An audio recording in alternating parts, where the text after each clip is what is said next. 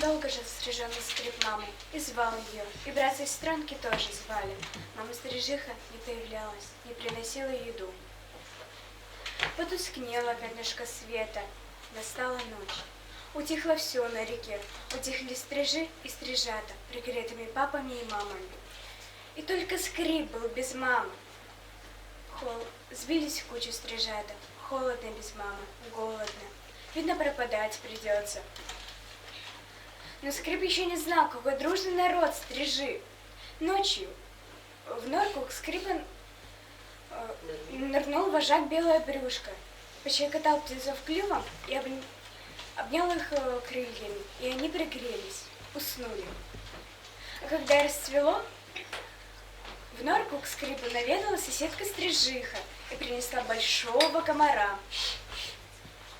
Потом залетали еще стрижи и стрижихи и приносили еду и капельку воды. Наступила ночь.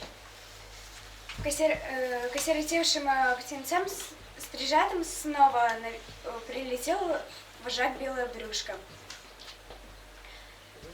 Выросли стрижата, не пропали. Пришла пора покидать им родную норку, как говорят, становиться на крыло, самим добывать себе пищу и строить свой дом.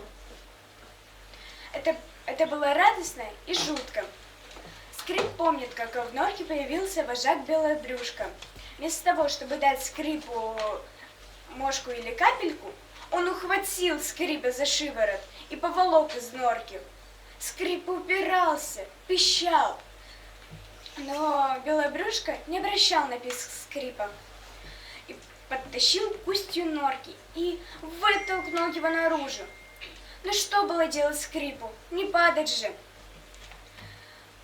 Он растопырил крылья и полетел. И тут на него набросились все стрижи, старые и молодые, все-все.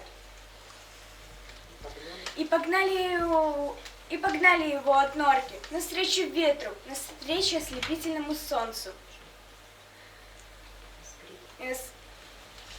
Скрип-скрип. А если... Скрип-скрип, испуганно закричала скрип испуга стриженных, захлебнувшись ветром. Скрип, и увидев под собой воду. Скрип-скрип, а если я упаду? И с ужасом подумал он. Но стрижи не давали ему упасть, они гоняли его кругами над водой, над берегом, над лесом.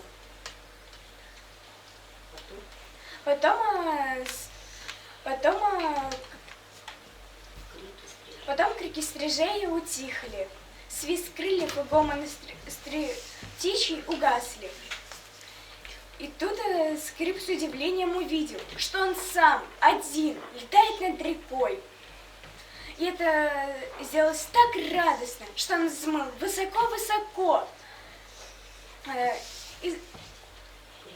и крикнул оттуда солнцу, реке, всему миру: скрип!